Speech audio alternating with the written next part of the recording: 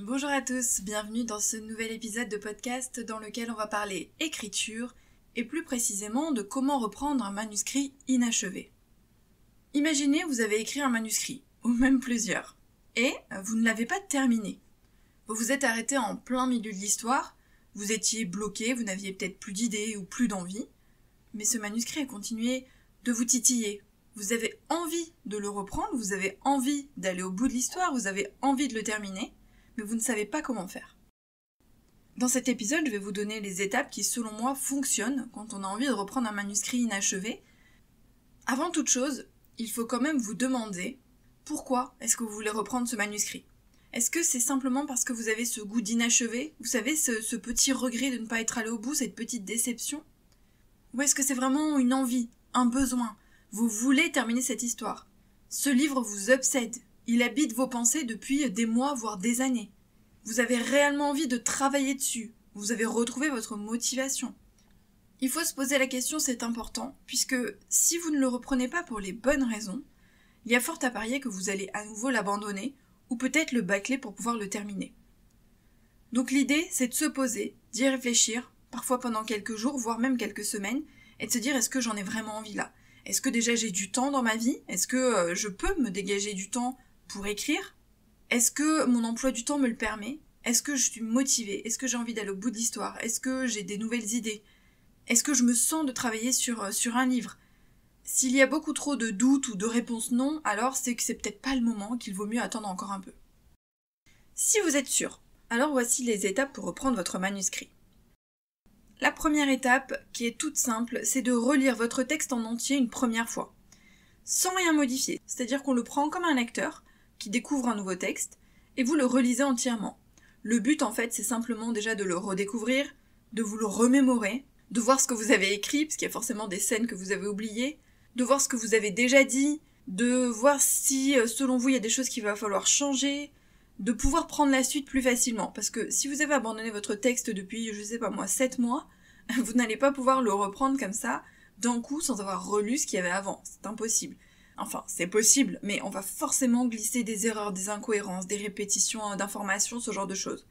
Donc, première étape, on relit son texte en entier d'une traite, pour le redécouvrir, pour se le remémorer.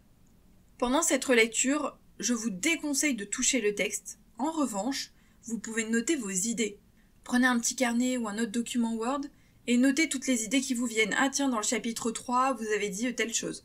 Tiens, dans le chapitre 5, ce serait pas mal de développer ça. Tiens, dans le chapitre 7, vous avez eu une nouvelle idée pour donner un petit peu de peps, et ainsi de suite. Donc, vous notez toutes vos idées à part, pour ne pas toucher votre texte, parce que si vous vous remettez à retravailler sur votre texte, etc., ça va vous prendre du temps. En fait, c'est de la procrastination active, et vous n'allez pas terminer le roman. Donc, le mieux, c'est de noter les idées à part, et ces idées vous serviront évidemment pour reprendre votre manuscrit ensuite. Deuxième étape, c'est de reprendre ces notes, mais attention, pas celles qu'on vient d'écrire, celles qu'on avait écrites avant, c'est-à-dire les carnets qui vous ont permis de préparer votre roman avant d'en commencer l'écriture, au tout début. Qu'est-ce que vous aviez noté? Quelles étaient les informations? Donc là, vous allez feuilleter, vous allez tout relire. Si vous avez des fiches personnages, des fiches lieux, la chronologie des intrigues, si vous avez noté des idées que vous avez déjà intégrées ou pas encore. Là aussi, c'est pour se remémorer tout ce qu'on a écrit. Et souvent, on se retrouve à redécouvrir des informations qu'on avait oublié de mettre dans son texte. On avait eu une idée une fois qu'on avait notée dans un coin, et puis quand on s'est lancé dans l'écriture, on a zappé l'idée, on a complètement oublié. Et là, quand vous relisez, vous dites « Ah mais oui, j'avais noté ça, ah mais c'est une bonne idée !» Et donc, vous allez la réintégrer. Donc, on reprend ses notes, on relit tout ce qu'on avait écrit, même les choses dont on se rappelle, c'est pas grave. On relit tout, on feuillette toutes les pages de son carnet ou de ses carnets, et surtout on s'attarde sur les points clés. Les personnages, les intrigues, pour bien vérifier les bases, pour les avoir en tête, pour voir aussi si ça fonctionne toujours. Peut-être que là vous allez vous dire « Ouh là là, j'avais mis ça, mais non, mais n'importe quoi, ça peut pas fonctionner de cette façon. » Donc vous revoyez tout, ça vous permet de vous le remémorer et puis de faire un petit point pour voir ce qui est bon et plus très bon que vous avez envie de changer, parce que peut-être il y a des détails aussi que vous avez envie de changer maintenant, même si c'était ok à l'époque, maintenant vous avez envie de travailler différemment, mais vous revérifiez les bases. Une fois que c'est fait, une fois que vous avez tout bien dans votre esprit, c'est-à-dire tout ce qui concerne le travail que vous avez déjà effectué avant, vous allez pouvoir passer à l'étape 3 qui est de modifier vos notes. C'est le pendant de ce que je viens de vous dire, Il y a des choses que vous allez peut-être modifier, que vous aviez déjà écrites à l'époque. Tiens, votre personnage il était plombier, finalement vous avez envie qu'il soit maçon. Ou oh là là, dans l'intrigue, il se passe telle chose avant telle chose, et en fait non ça marche pas, il vaut mieux que ce soit dans l'autre sens. Donc vous allez modifier, mais vous allez aussi les modifier en ajoutant des idées que vous avez eues depuis la fin de l'écriture, enfin, depuis que vous avez laissé tomber votre manuscrit. Parce que forcément, quand on a un manuscrit qui nous titille comme ça, ou quand on a envie de reprendre un manuscrit, on a des idées qui nous viennent. On a des choses qu'on va avoir envie d'ajouter. Donc dans vos notes, vous modifiez ce qui doit être modifié et vous rajoutez toutes ces nouvelles idées qui vont redonner du peps à votre histoire, qui vont vous débloquer, qui vont vous motiver et qui vont vraiment la faire passer au niveau du dessus, c'est-à-dire qui vont vraiment booster votre histoire. L'étape 4, c'est de relire chapitre par chapitre, mais cette fois en modifiant. C'est-à-dire que, armé de vos notes, vous allez reprendre le manuscrit du début, mais cette fois vous allez y ajouter du coup tous ces ingrédients que vous avez réfléchis dans vos notes. Soit les choses que vous avez modifiées du coup et que vous devez modifier aussi dans votre manuscrit, soit les nouvelles idées que vous avez eues, en tout cas pour celles qui concernent toute cette partie de roman que vous avez déjà écrite, et vous allez du coup, chapitre par chapitre, ajouter, modifier ces idées. Vous pouvez aussi retravailler un petit peu le texte, évidemment, mais faites attention de ne pas tomber à nouveau dans une procrastination active. Le but là, c'est pas de relire et réécrire ces chapitres, c'est pas de passer à l'étape suivante, donc du coup de la relecture. Là, on est vraiment dans le travail de l'écriture toujours. Donc, on peut ajouter, modifier des choses. Si vous avez envie de retravailler des phrases ici et là, vous pouvez bien évidemment. Mais il faut pas tomber dans le truc de je passe une semaine sur chaque chapitre, je modifie chaque phrase, j'essaie de trouver les mots, je corrige déjà des répétitions, cette phrase ça va pas, etc., etc. Ça, c'est pour plus tard. Là, on est toujours dans le fond, pas dans la forme. Du coup, juste, on est là pour travailler le fond de l'histoire, pour ajouter, pour modifier.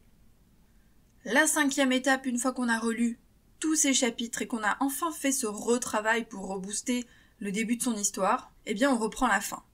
C'est-à-dire que cette fois, on termine son histoire. Donc on écrit la fin du roman, qu'on n'avait pas encore écrite jusqu'à présent, en s'aidant évidemment, encore une fois, de ces notes, c'est-à-dire tout ce qu'on avait déjà noté à l'époque et qui pourrait nous permettre de terminer le roman, mais aussi toutes les nouvelles idées que vous avez eues entre-temps.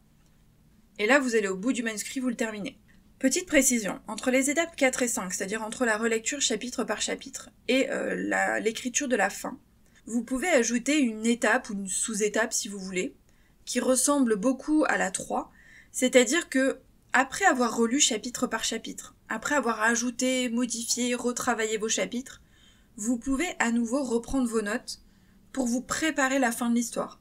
Par exemple, vous faire un plan si jamais vous êtes du genre à vous faire un plan, noter toutes vos idées, ne serait-ce que sous forme de liste, écrire des idées de scène, parce que forcément, au moment où vous allez vraiment retravailler chapitre par chapitre, scène par scène, vous allez avoir de nouvelles idées.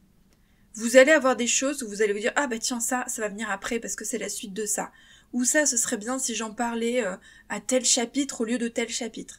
Vous allez à nouveau avoir matière en fait à écrire la fin de votre histoire. Donc entre les étapes 4 et 5, vous pouvez parfaitement faire une mini-pause, on refait pas une pause de plusieurs mois, pour reprendre vos notes et écrire tout ce qui va vous servir, tout ce qui va vous motiver, tout ce qui va vous aider à écrire la fin de l'histoire. Donc vous voyez, ce sont des étapes vraiment toutes simples, mais encore une fois, on n'a pas besoin de faire compliqué. L'idée ici, c'est vraiment de reprendre le manuscrit quand on le sent. C'est ce qui va faire la différence. Reprendre le manuscrit, pourquoi ? Qu'est-ce qui motive à écrire ce manuscrit, cette histoire, ce thème ? Qu'est-ce qu'on a envie de partager ? Pourquoi est-ce qu'on a envie de le reprendre ? Est-ce que c'est le bon moment ? C'est ça qui va faire la différence, parce que là, on n'a pas besoin d'écrire le roman en entier. On en a déjà écrit une partie. Donc quelque part, c'est plus facile de le terminer, parce qu'il y a un bout du travail qui est déjà effectué. La difficulté, c'est donc cette motivation, reprendre le manuscrit au bon moment, et aussi de prendre la suite d'un texte qu'on a déjà écrit.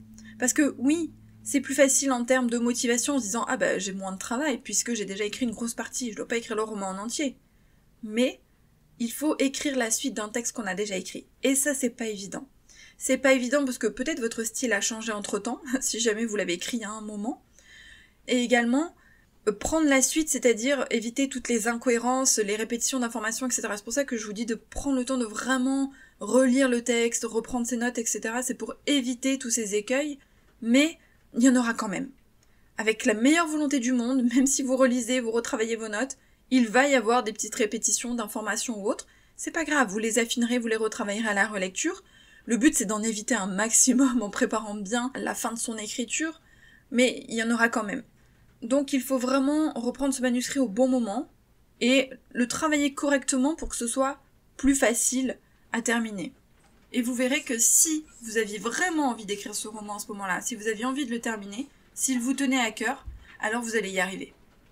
J'espère que cet épisode vous a été utile. N'oubliez pas de laisser un petit avis 5 étoiles sur Spotify ou sur Apple Podcast puisque ça m'aide vraiment à faire connaître le podcast et à toucher plus d'auteurs. Et puis nous on se retrouve jeudi pour un épisode plus court et mardi pour un épisode dans lequel on parlera stratégie.